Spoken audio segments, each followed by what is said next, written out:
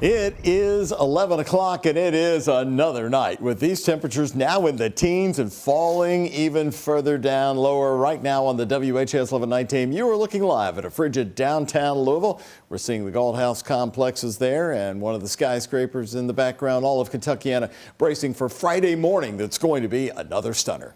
Hello, everybody, and thank you very much for joining us here on the night team. I'm Doug Proffitt. Meteorologist Sam Gabrielli is with us tonight. So, Sam, what about these overnight hours, and how's it going to shape up for Friday as we're right at the weekend? Yeah, Doug, it's going to get real cold again, just like we had last night. Now, the nice thing is tonight, the wind shouldn't be as bad outside. You know, last night we had wind gusts, and heading into the morning hours, gusts were clocking in around 30 to 40 miles an hour. And the nice thing is tonight, the wind not as bothersome, but it's going to get real cold out there. We're looking at a low temperature tonight in Louisville of 17 degrees. We're actually sitting at 20 as we get a head start to our early overnight hours here around 11 p.m. 17 in Frankfort, and again, the wind chill, another story in and of itself. We're already noticing it feels like we're in the upper single digits in both Jasper and in Brandenburg right now. Lebanon hanging out at 14. Feels like we're at 12 degrees at Ali International, so it's going to be a cold night ahead of us tonight. Bundle up. Make sure the kids have plenty of garments, of course, wearing to the bus stop forecast tomorrow, as we are going to be at 17 overnight and stretching into early tomorrow morning. We can say hello to this Arctic ridge of high pressure just to our north and west, and guess what? That ridge of high pressure is going to be going nowhere anytime soon. We're going to continue to see some very cold temperatures into the course of tomorrow night as well. But Doug, I'm talking about some mild conditions heading into the weekend. The full forecast right ahead. Sam, thank you. A big change on the way. Right here new tonight, firefighters standing side by side. That was the scene tonight right inside the Metro Council, and it was an impressive show of solidarity. They were there to watch a crucial vote. They want $6 million to repair their firehouses and get new firefighting equipment. WHS 11 Night Team's Alexandra Goldberg and photojournalist Aspen Hester report it did clear one big hurdle. Louisville firefighters in seat after seat showing solidarity at the Louisville Metro Council. Frankly, our fleet is in such bad shape that it's going to contribute to the injury or worse on behalf of a firefighter. These photos are some of the over 150 examples of fire truck and firehouse deterioration presented to Metro Council. Chair, you have 7 yes votes. The Louisville Fire Department became one step closer to getting $6 million to fix it. We are significantly behind in our apparatus replacement schedule, as well as some of our facilities, and this is going to give us a big chunk of money to move down that road. Louisville Fire Chief Brian O'Neill says they'll buy 3 fire trucks and have over $1 million to repair fire stations across the metro. We have 7 stations that are over 100 years old. There's a lot of tradition in that, there's a lot of history in that, but also our firefighters have to live there for 1/3 of their lives, and we need them to be functioning. The money is coming from a $16.5 million budget surplus in the city. Louisville Mayor Craig Greenberg wants 37% of that for Louisville Fire. But it was up to the budget committee to approve that recommendation, and they got it. We appreciate all that you do, and we're happy to be able to help you move forward with some of the issues that you have as well. Now, the full council has to give its final approval next Thursday. We don't want drains that backflow. We want toilets to flush. We want roofs that don't leak. We don't want large chunks of paint coming off the wall. Jeff Taylor is the president of the Louisville Professional Firefighters Union. It'll take a couple of budget cycles to dig out of this. It's going to take commitment on the mayor's part. It's going to take commitment on the Metro Council's part to continue this. He says $34 million is the total estimated maintenance cost for the department fleet and facilities. We're not going to be strapping things on our back and trying to run there. We need the fire apparatus, we need the pumping apparatus, we need the ladders, we need all of those things. They say the fight for funds is never over, but a rubber stamp on $6 million is a step in the right direction. In Louisville, Alexandra Goldberg, WHAS 11 Night Team on your side. Louisville Fire Chief Brian O'Neill also says the fire department has 9 trucks that are over 20 years old. The National Fire Protection Association says those trucks shouldn't be in use for over 15 years.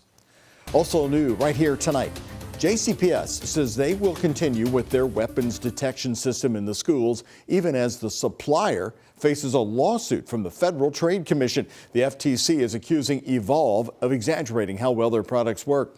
In a filing last week, the FTC says Evolve's scanners have failed in several cases to detect weapons in schools, while instead flagging harmless items like laptops. binders, and water bottles. The lawsuit brought against Evolve by the FTC specifically points to an instance in 2022 where a 7-inch long knife made it through scanners at a school in New York. That knife was later used to stab a student, prompting school leaders in New York to increase the sensitivity of the system, but that led to an increase in false alarms. In a statement, JCPS tells us nothing has changed for them here locally. We have the weapons detection devices in all high schools and several middle schools. We have seen a decrease in guns found in our schools since implementing these devices. End quote. Evolve has not admitted to any wrongdoing, but said it has resolved the suit with the FTC. Right here, all new on the night team, combating violent crime in Louisville, not only in the minds of the mayor and the police department, but in the communities as well. WHAS11 night team's Clarice Shaley is in the Shawnee neighborhood. And that's why I wanted to talk about what outreach efforts look like. In a place of learning, the Shawnee Public Library. Would you intervene if something was happening, but what resources do you have? People learn and discuss how to help their community. I happened upon this awesome meeting coming into the library. I said, Jen, yeah, I want to be a part of in the knowing of what's going on, and also to be, if there's anything I could do to help. Shawnee's Anti-Violence Coalition discussing community involvement and how to connect people with resources. Turning our neighborhoods into communities. And it's a task, but I think that we're up for it. And when it comes down to combating violence in Shawnee, there seems to be a common thread. It comes down to the community. It's going to be a group effort. Turning our neighborhoods into communities and controlling our own economics. We need to learn how to respect again, what honor is, what that looks like. The new crime reduction plan rolled out by Metro Police in November made its way to this coalition. There are some things that are concerning. The Metro Police plan aims to reduce violent crime by targeting gangs, also by more community engagement. You don't just mass incarcerate and then trick people into thinking that you're going to get this expunged, that expunged, and you just kicking the can. Also of concern, public policy, including the recent push to reinstate Louisville's mask ordinance to deter crimes. These are some underlying serious systemic issues that are just played out in a whole bunch of adjectives and commas and verbs. Discussions the coalition hopes to be involved with in the future. In the Shawnee neighborhood, Clarice Shaley, WHAS 11 Night Team, on your side. The group is planning its quarterly meeting with other neighborhood groups for mid-January. Right here, new tonight, video in Louisville showing one of the 3 gunpoint robberies Thanksgiving week against U.S. postal mail carriers in our community. The video, released by U.S. postal inspectors, shows the suspects exiting a white Audi with stolen plates and then taking the postal workers' keys at gunpoint. This video from Crittenden Drive, the first of 3 robberies that day. In all three cases, keys were stolen, which postal workers say could lead to more crime. Steal mail for, one is checks, but also there can be U.S. currency and maybe debit or gift cards that they're obtaining at the same time. A $150,000 reward is offered for the 3 suspects in this case. If you have any information that can help them out, call the number on your screen. It's 1-877-876-2455. This is the number to the U.S. Postal Inspection Service. No longer unsolved. After 20 years, Kentucky State Police and Louisville Metro Police placed charges in a sexual assault case that happened right here in Jefferson County. Investigators say it was January 11th in 2005 when a woman first came to LMPD and said she had been kidnapped at gunpoint and raped. At the time, DNA evidence was collected, but no match was ever found.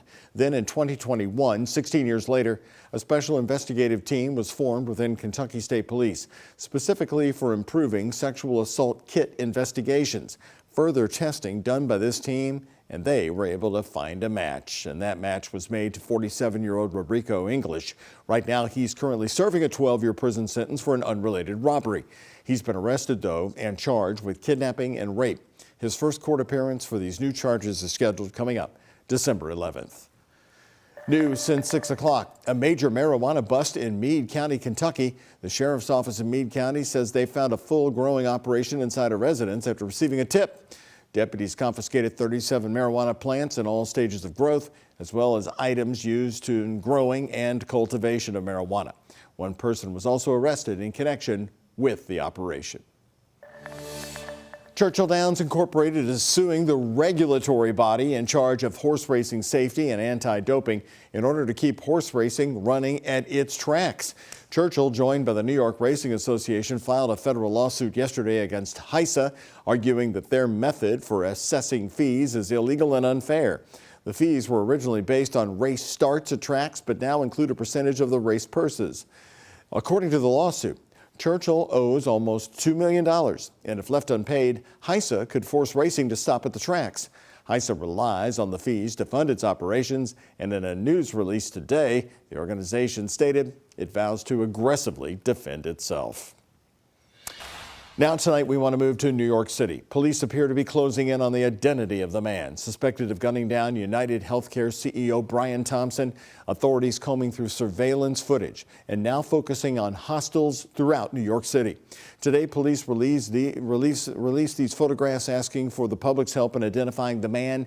The surveillance photos show parts of his face. Some of them show him smiling, taken at a New York City hostel where police believe the alleged gunman shared a room with two other men. Police said today they believe the gunman arrived in New York last month on a bus from Atlanta. Police say Thompson may have been targeted, saying the attack was premeditated and planned. It appears the suspect was lying in wait for several minutes. Many people passed the suspect, but he appeared to wait for his intended target. Detectives also today announcing that they discovered writing on the shell casings found at the scene with the words deny, defend, and depose. Delay, Deny, Defend is the title of a 2010 book about how insurance companies handle claims. Those words have led to police believe that the suspect may have a grudge with either United Healthcare, Thompson, or the insurance industry. United Healthcare has faced strong criticism from patients, lawmakers, and others for its heavy denials of claims. The 50-year-old Thompson was in New York for an investor conference and was walking on the street without security when he was shot. He leaves behind a wife and two children.